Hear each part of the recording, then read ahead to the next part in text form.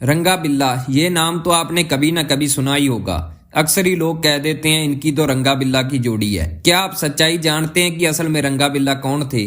अगर जानते हैं तो आप वीडियो को छोड़ सकते हैं, और अगर आप जानना चाहते हैं तो बने रहें हमारे साथ। और अगर आपको ये जानकारी अच्छी लगे तो वीडियो के अंत में एक लाइक और कमेंट जरूर कर देना। कहानी शुरू होती है 1975 से। 1975 में हरियाणा का रहने वाला रंगा, जिसका पूरा नाम कुलजीत सिंह था, वो ट्रक चलाता था। तो ट्रक पर अक्सर मुंबई के चक्कर लगाया करता था। 3 साल बाद वो ट्रक छोड़कर मुंबई में टैक्सी चलाने लगता है, और टैक्सी चलाकर भी उसका मन जल्दी ही भर जाता है, क्योंकि उसको उतने पैसे नहीं बढ़ रहे थे जितने वो चाहता था। फिर मुंबई में ही उसकी मुलाकात श्याम सिंह नाम के एक व्यक्ति से होती है। रंगा उसे कहता है कि कोई पैसे कमाने का आसान और फास्ट तरीका बताओ। तो श्याम सिंह उसे कई लोगों से मिलवाता है जो कार चोरी का काम करते थे। उनमें से एक था बिल्ला, जिसका पूरा नाम जसवीर सिंह था, और वो हरियाणा से ही था। बिल्ला के साथ रंगा की जोड़ी ठीक बैठती है, तो वो दोनों मिलकर कारें चुराने लगते हैं। लेकिन इससे भी ज्यादा पैसे नहीं बन रहे थे, तो वो बच्चों को किडनैप करके फिरौतियां मांगना शुरू कर देते हैं। तभी अचानक उनका साथी श्याम सिंह पकड़ा जाता है। रंगा बिल्ला को डर था कि वो भी ना पकड़े जाएं, तो वो मुंबई से एक कार चुराते हैं और वहां से अहमदाबाद आ जाते हैं। फिर वो अहमदाबाद से ट्रेन पकड़कर 16 अगस्त को दिल्ली पहुंच जाते हैं, और यहाँ आकर एक रूम किराए पर लेते हैं। 18 अगस्त को रक्षाबंधन के दिन बिल्ला अपनी बहन के पास पानीपत जाता है। उसके वापिस आने के बाद ये 23 अगस्त को मजलिस पार्क के इलाके में दूसरा रूम किराए पर लेते हैं, और किराया भी उसे 2 महीने का एडवांस देते हैं। फिर ये 23 अगस्त को एक गाड़ी चुराते हैं, लेकिन वो आगे जाकर खराब हो जाती है।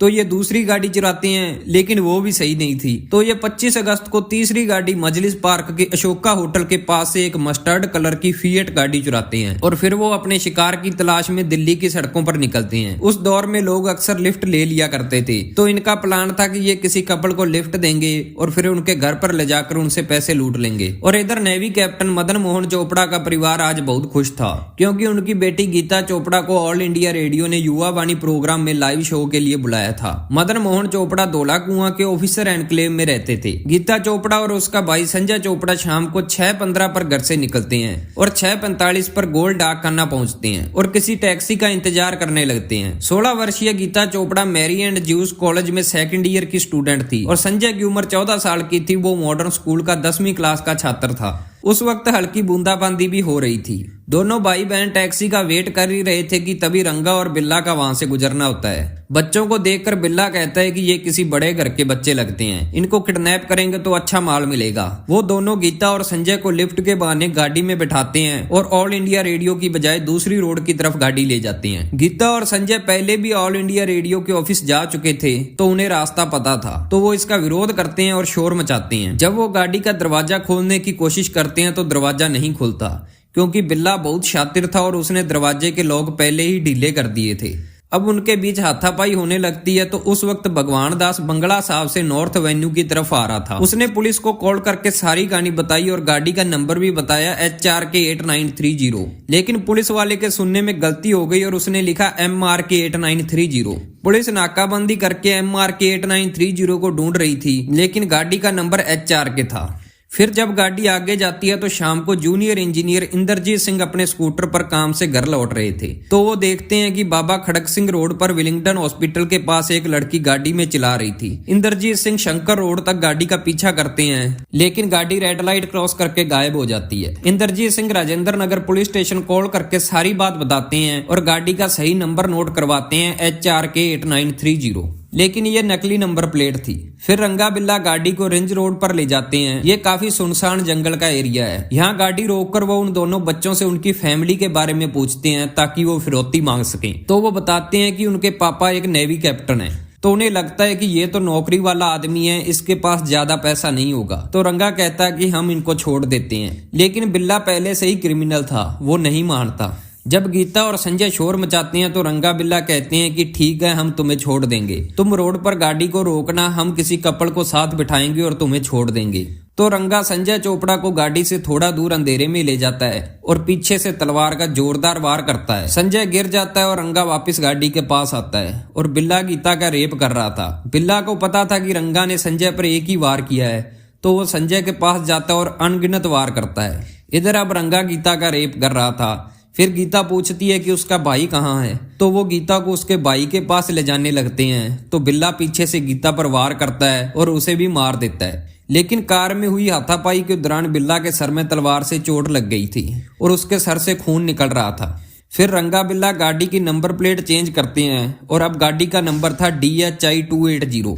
फिर वो रात को 10:15 पर विलिंगडन हॉस्पिटल पहुंचते हैं। वहीं हॉस्पिटल में रणवीर सिंह नाम का एक कांस्टेबल था। वो उनसे पूछता है कि क्या हुआ है, तो बिल्ला कहता है कि काली मंदिर से बंगला साहिब रोड पर लुटेरों ने उन पर हमला किया और उनकी गाड़ी लेकर भाग गए। कांस्टेबल रणवीर सिंह फौरन मंदिर मार्ग पुलिस स्टेशन को कॉल करता है। 2 कांस्टेबल उनकी बताई हुई जगह पर जाते हैं, लेकिन उन्हें वहां कोई लूट जैसा स्पॉट नहीं दिखता। फिर 10:50 पर SI रामचंद्र और कांस्टेबल हरीश राम हॉस्पिटल पहुंचते हैं। 11:10 पर डॉक्टर बिल्ला के सर पर टांके लगाकर पट्टी कर देते हैं। तो SI रामचंद्र कहता है कि हमें वो जगह बताओ जहां पर तुम्हारे साथ लूट हुई थी।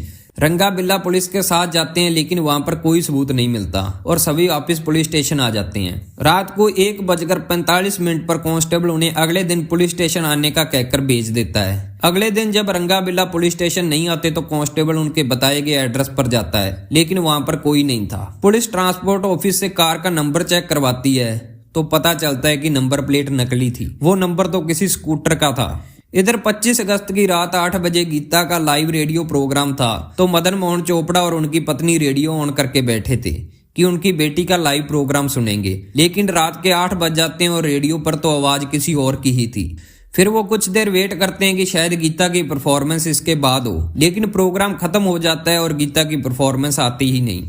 तो मदन मोहन और उनकी पत्नी को चिंता होती है। मदन मोहन चोपड़ा अपना स्कूटर उठाते हैं और ऑल इंडिया रेडियो के ऑफिस पहुंचते हैं।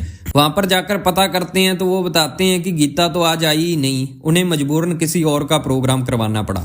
मदन मोहन वहां से घर की तरफ भागते हैं। घर आकर पूछते हैं कि क्या बच्चे घर आ गए, तो पत्नी कहती है कि नहीं।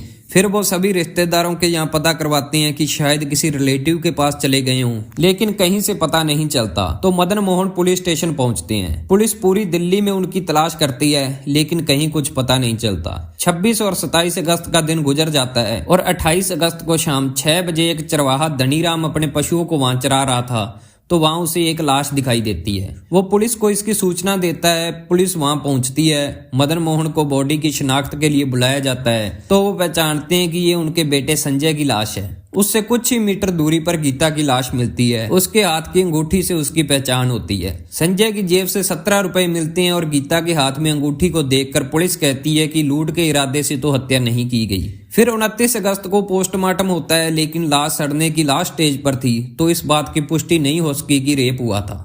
अगले दिन मदन मोहन मीडिया में और न्यूज़पेपर में बच्चों की फोटो के साथ ये न्यूज चलवाते हैं। तो 2 आदमी आकर बताते हैं कि 25 अगस्त को 2 बच्चों को शोर मचाते हुए उन्होंने देखा था और अगली सीट पर बैठे दोनों व्यक्तियों के चेहरे भी उन्हें अच्छी तरह याद है। फिर उनके स्केच बनाकर न्यूज़पेपर्स में छपवाए जाते हैं। 31 अगस्त को पुलिस को वो मस्टर्ड कलर की फिएट गाड़ी मजलिस पार्क के पास खड़ी मिलती है और अब उसका नंबर था DHD 7034। ऐसी ही मस्टर्ड कलर की फिएट कार की चोरी की रिपोर्ट एक अशोक शर्मा नाम के व्यक्ति ने लिखवाई थी। उसने बताया कि उसकी कार अशोका होटल के बाहर चोरी हुई थी और ये कार उसने 6 हफ्ते पहले ही खरीदी थी, लेकिन उसका नंबर था DEA 1221। पुलिस गाड़ी के मालिक अशोक शर्मा को बुलाती है। जो वो अपने पास की चाबी से लॉक खोलता है तो दरवाजा खुल जाता है। गाड़ी से स्टीरियो और स्पीकर गायब था। फोरेंसिक टीम को जांच के लिए बुलाया जाता है। कार से सिगरेट के टुकड़े, बालों के गुच्छे, खून के धब्बे, DEA 1221, HRF 5411, HRK 8930 नंबर्स की नंबर प्लेट्स मिलती हैं और कार से जो मिट्टी मिलती है वो सेम वैसी ही थी जैसी संजय और गीता की लाश वाली जगह थी। इसके एक हफ्ते बाद 8 सितंबर 1978 को कालका मेल ट्रेन जब आगरा के पास यमुना नदी के पुल पर धीरे होती है तो उसमें 2 लोग चढ़ते हैं और वो जिस डिब्बे में चढ़े थे वो आर्मी का डिब्बा था। आर्मी वाले उनसे पूछते हैं तो बिल्ला कहता है कि वो भी आर्मी से है, तो वो कहते हैं कि अपना ID कार्ड दिखाओ।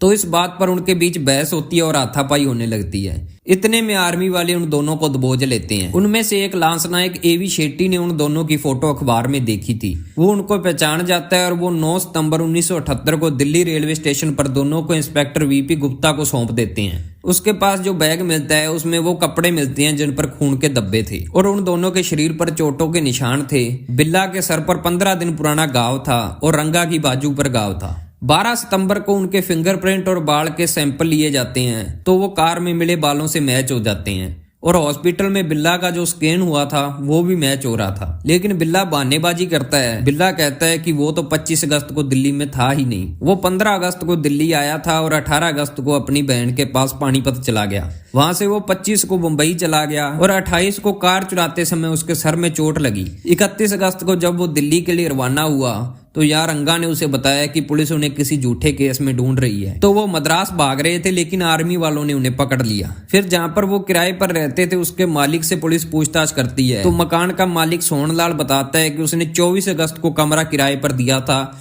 इन्होंने 2 महीने का एडवांस दिया था और 27 अगस्त को बिल्ला के सर पर पट्टी बंधी हुई थी। वो 31 अगस्त तक यहीं रहे। जब ये सारी न्यूज अखबारों में छपने लगी तो फतेहपुर के एक होटल के मालिक प्रकाश ने बताया कि ये दोनों 16 से 23 अगस्त तक उनके यहाँ किराए पर रहे थे। फिर दिल्ली की तेलियन गली के पास गेस्ट हाउस में काम करने वाला एक व्यक्ति अनिल गुप्ता बताता है कि 31 अगस्त से 2 सितंबर तक वो यहाँ किराए पर रहे थे। फिर दोनों पर मुकदमा चलता है और सेशन कोर्ट ने धारा 302, 363, 365, 366 और 367 के तहत इन दोनों को दोषी करार दिया और दोनों को मौत की सजा सुनाई गई। फिर मामला दिल्ली हाई कोर्ट पहुंचता है और 16 नवंबर 1979 को दिल्ली हाई कोर्ट ने भी फांसी की सजा को बरकरार रखा। फिर सुप्रीम कोर्ट ने भी 31 अप्रैल 1981 को दोनों की मौत की सजा को बरकरार रखा। उसके बाद राष्ट्रपति के पास दया याचिका लगाई जाती है तो राष्ट्रपति ने भी कोई कारण बताए बिना याचिका को खारिज कर दिया, क्योंकि इस केस को लेकर लोगों में गुस्सा बहुत था और उस वक्त के प्रधानमंत्री मोरारजी देसाई ने खुद इस केस को जल्द से जल्द अंजाम देने की सिफारिश की थी और लोगों की भीड़ ने पत्थरबाजी भी की, जिसमें एक पत्थर अटल बिहारी वाजपेयी के सर में भी लगा था। फिर 31 जनवरी 1982 को दोनों को फांसी दे दी गई और महात्मा गांधी के बाद ये दूसरा केस था जिसमें इतनी जल्दी किसी मुजरिम को फांसी मिली हो। 4 साल में सारी कानूनी प्रक्रिया, session court, high court, supreme court, राष्ट्रपति के पास दया याचिका, ये सब कुछ होने के बाद फांसी दी गई। 5 अप्रैल 1981 को दोनों बच्चों गीता चोपड़ा और संजय चोपड़ा को कीर्ति चक्र से सम्मानित किया गया और बच्चों की बहादुरी के लिए 2 बहादुरी पुरस्कारों की स्थापना की गई, संजय चोपड़ा पुरस्कार और गीता चोपड़ा पुरस्कार।